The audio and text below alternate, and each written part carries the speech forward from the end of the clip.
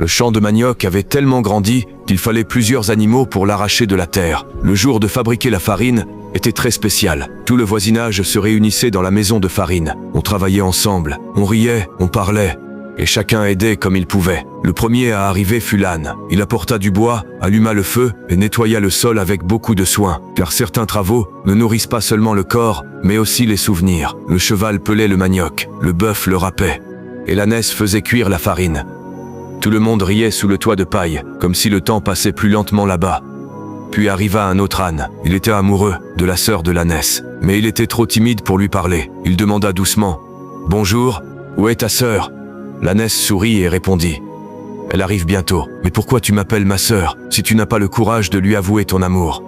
L'âne baissa la tête. « J'ai peur de parler. » Le cheval et le bœuf éclatèrent de rire. « Aujourd'hui tu vas la conquérir. Elle est folle de toi. » L'âne demanda timidement « Alors, apprenez-moi comment faire. » L'ânesse prit une rose, s'agenouilla devant lui, et dit en jouant la comédie « Mon cœur bat pour toi, comme une pince qui se serre. » Mais au même moment, la sœur arriva, et ce qu'elle vit brisa son cœur immédiatement. Elle vit sa propre sœur, agenouillée devant l'homme qu'elle aimait en secret. Elle n'écouta aucune explication, elle ne chercha pas à comprendre. Elle partit aussitôt, blessée et pleine de douleur. L'ânesse cria « Ce n'est pas ce que tu crois, j'étais seulement en train de lui apprendre à te séduire. » Puis elle regarda le cheval et le bœuf. « Dites-lui la vérité. » Mais les deux restèrent silencieux. Et parfois, une seule phrase dite au bon moment peut sauver toute une vie.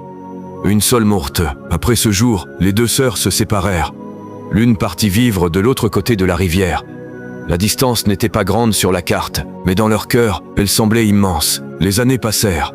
La haine grandissait. La sœur blessée disait souvent « Un jour, je construirai un grand mur pour ne plus jamais voir ma sœur. » Mais l'autre sœur, elle, ne cessa jamais de penser à elle. Elle se souvenait des jeux de leur enfance, des rires, des secrets, des jours où elles étaient inséparables. Et cela faisait encore plus mal, car perdre quelqu'un qu'on aime encore est une douleur silencieuse. Un jour, un homme arriva dans le village. Il avait une longue barbe, des vêtements simples et un visage rempli de paix. Il dit doucement « Je suis charpentier. Avez-vous du travail pour moi ?» L'ânesse le conduisit près de la rivière et dit « Tu vois cette terre là-bas, c'est celle de ma sœur. Construis un grand mur pour que je ne la voie plus jamais. » Le charpentier regarda longtemps la rivière, puis il répondit calmement « Quitte cet endroit pendant 3 jours. Quand tu reviendras, mon travail sera terminé. » Mais ce qu'elle vit la choqua. Ce n'était pas un mur, c'était un magnifique pont. Un pont solide qui reliait les deux terres. Elle se mit en colère. « Pourquoi as-tu construit un pont? Je voulais une séparation, pas une union. » Mais pendant qu'elle criait, elle vit sa sœur traverser le pont en courant, les bras ouverts, les yeux remplis de larmes.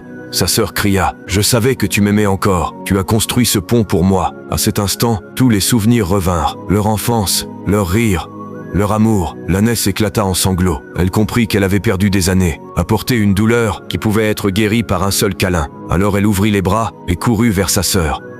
Les deux se serrèrent très fort, au milieu du pont. Elles pleurèrent ensemble.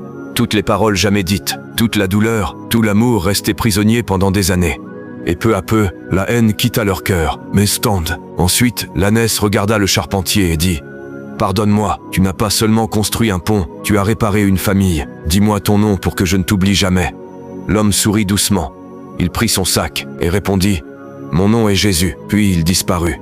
Mais stand. Dans la vie, beaucoup de familles se détruisent à cause de l'orgueil et des malentendus. Parfois, une simple vérité et un peu de pardon pourraient guérir des années de souffrance, car la rancune pèse lourd sur le cœur.